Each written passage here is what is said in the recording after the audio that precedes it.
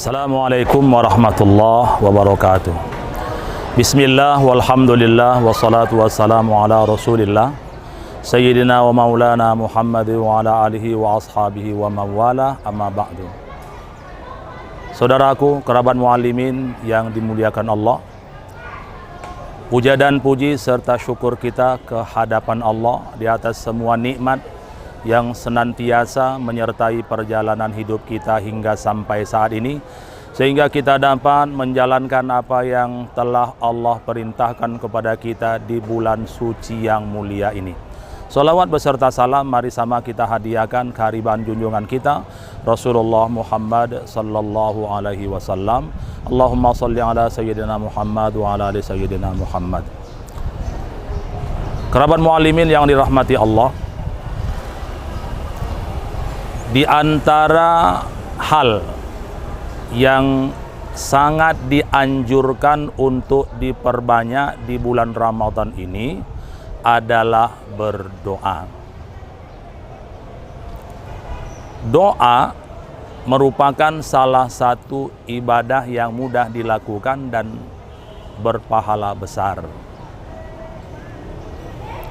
Doa adalah media atau sarana komunikasi antara hamba dengan Allah,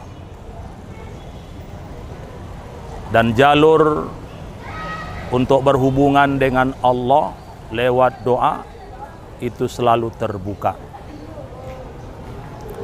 Karena itu Allah Subhanahu wa Ta'ala di dalam ayat-ayat Al-Quran memerintahkan kepada kita untuk senantiasa memohon, meminta kepadanya, karena Allah akan memberikan apa yang dimohonkan dan diminta oleh orang-orang yang berdoa, sepanjang orang-orang yang berdoa itu memenuhi syarat untuk dikabulkan permintaannya.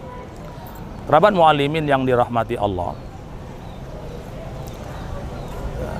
doa adalah merupakan jiwa atau inti dari suatu ibadah, sehingga tidak ada ibadah yang tanpa diiringi dengan doa. Dengan pengertian lain bahwasanya setiap ibadah yang diperintahkan Allah kepada manusia itu hampir keseluruhannya berisi dan mengandung doa kepada Allah Subhanahu wa Ta'ala. Kita ambil contoh seperti ibadah salat. Di dalamnya berisi dan mengandung doa kepada Allah Subhanahu wa Ta'ala. Seperti yang selalu kita baca, Iyyaka na'budu wa iyyaka nasta'in. Di dalam ibadah puasa yang saat ini sedang kita jalankan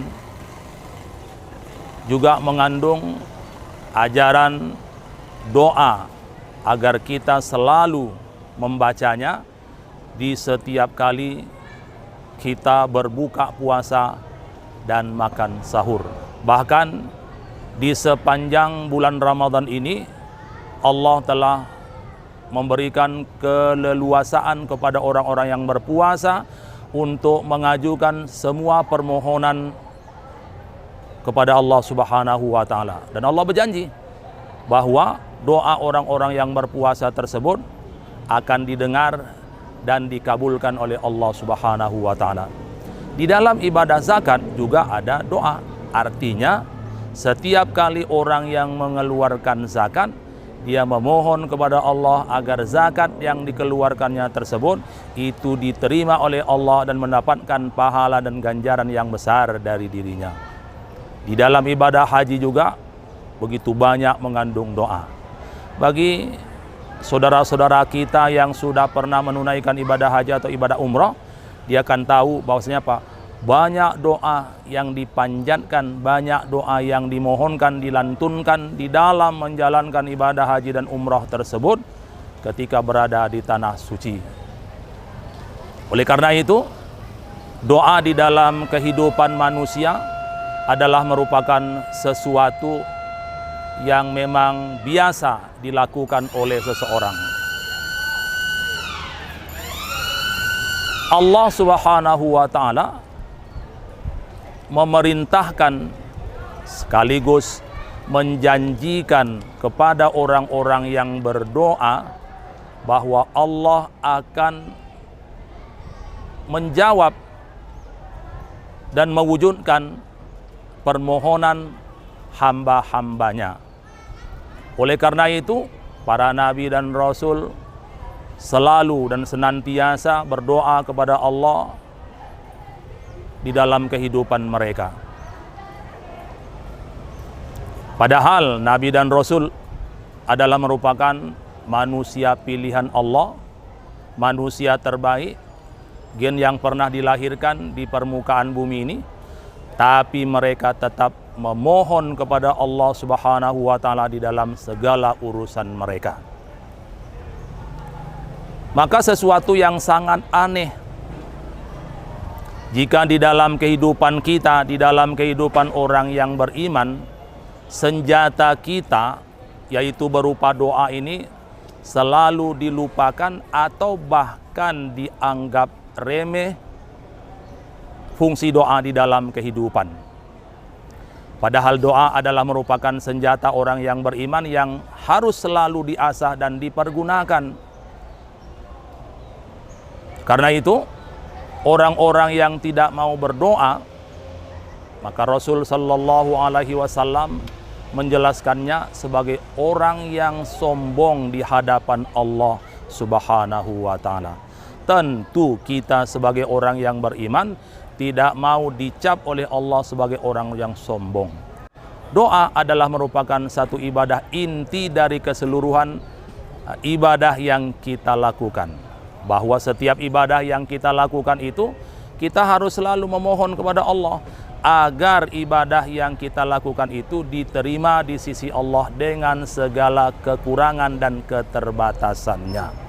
Satu hal yang aneh, kalau jika para nabi dan rasul selalu berdoa di dalam kehidupan mereka, tapi ada orang yang dia itu enggan, tidak mau untuk berdoa ke hadapan Allah Subhanahu wa Ta'ala. Padahal diri kita ini adalah merupakan kotor dan bergelimang dengan dosa.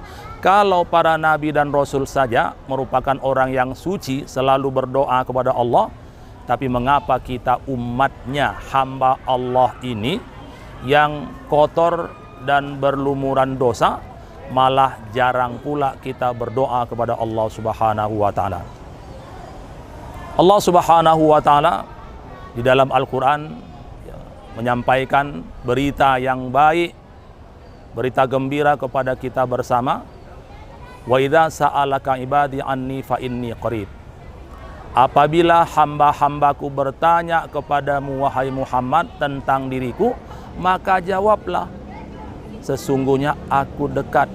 Allah tidak jauh, dan untuk melakukan kontak atau hubungan dengan Allah itu tidaklah seperti sesulit kita melakukan hubungan atau kontak dengan para pejabat di negara kita yang tercinta ini. Allah sudah menegaskan bahwa Allah itu dekat dengan hamba-hambanya.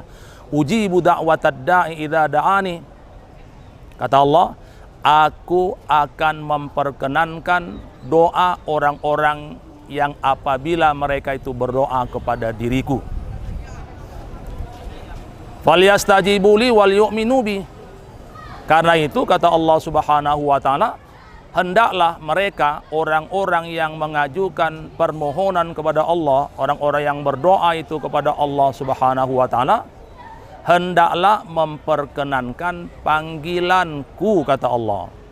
Dalam pengertian panggilan di sini adalah setiap orang yang berdoa itu hendaklah melaksanakan tuntunan ajaran agama Islam. Itu adalah merupakan hal yang utama dan pertama yang harus dilakukan oleh seseorang tersebut ketika dia mengajukan satu permohonan atau doanya kepada Allah Subhanahu wa Ta'ala. Karena itu, di dalam ayat yang selalu kita baca di dalam solat yang kita ulang-ulang di dalam sehari semalam tersebut adalah iyyaka na'budu wa iyyaka nasta'in. Hanya kepadamulah kami menyembah dan hanya kepadamulah kami meminta tolong. Nah, karena itu ketika orang yang berdoa mengajukan permohonannya kepada Allah Subhanahu wa taala, maka dia harus terlebih dahulu menunaikan kewajibannya, baru sesudah itu dia menuntut haknya, meminta haknya ke hadapan Allah Subhanahu wa taala. Tapi dalam kehidupan kita terkadang banyak orang yang mengabaikan kewajibannya terhadap Allah dan selalu menuntut haknya dari Allah Subhanahu wa taala.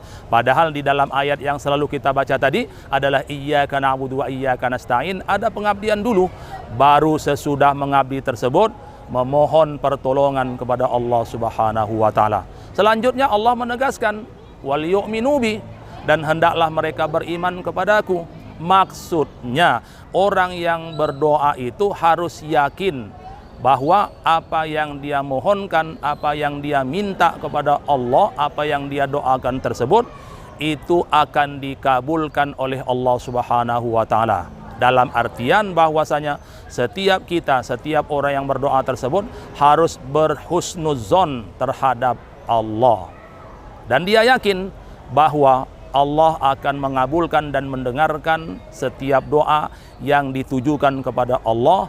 Serta orang yang berdoa itu juga harus yakin bahwa Allah akan memberikan yang terbaik di setiap permohonan yang diajukannya kepada Allah Subhanahu wa taala.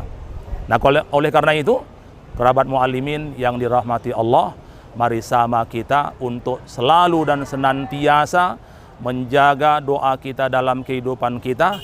Janganlah kita itu baru ingat dan menghadap Allah Subhanahu wa taala ketika kita dalam keadaan terdesak, ketika kita dalam keadaan kesusahan, ketika kita dalam keadaan terkena musibah. Padahal kita sendiri tidak mau menghadap Allah, tidak mau kenal dengan Allah ketika kita itu lagi dalam keadaan senang. Rasulullah mengingatkan kepada kita bersama, ta'arraf ilallahi firraha ya'rifka fisyiddah. Kenallah Allah di waktu kau senang, nanti Allah akan mengingat dirimu ketika kamu ditimpa kesusahan. Kerabat muallimin yang dirahmati Allah, kesimpulan dari apa yang kita uraikan tersebut adalah mengapa kita harus berdoa kepada Allah. Mengapa kita harus berdoa kepada Allah bukan kepada yang lain?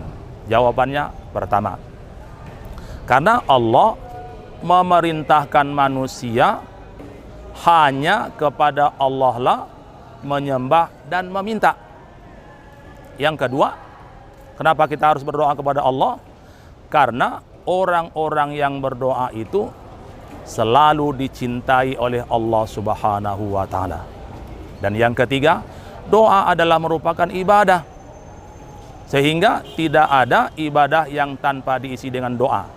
Bahkan doa adalah merupakan inti, merupakan jiwa, merupakan ruh dari setiap ibadah yang dilakukan oleh manusia dalam kehidupannya. Yang keempat, doa adalah merupakan sarana atau media komunikasi kita dengan Allah Subhanahu wa taala. Kita bisa mengadukan segala urusan kehidupan kita kepada Allah Subhanahu wa taala. Dan yang kelima, doa dapat menolak bala dan siksa dari Allah Subhanahu wa taala. Mudah-mudahan kita bisa mengambil hikmah dari perintah Allah kepada kita untuk berdoa selalu di dalam kehidupan kita. Demikian pertemuan kita pada kali ini. Assalamualaikum warahmatullahi wabarakatuh.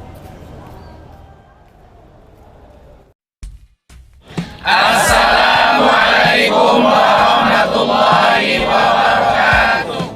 Kami, keluarga besar Madrasah Sanawiyah Muallimin Unifah Medan, mengucapkan selamat menunaikan ibadah puasa Ramadan 1443 Hijriah. Semoga amal ibadah puasa kita diterima oleh Allah Subhanahu wa taala. Wassalamualaikum warahmatullahi wabarakatuh.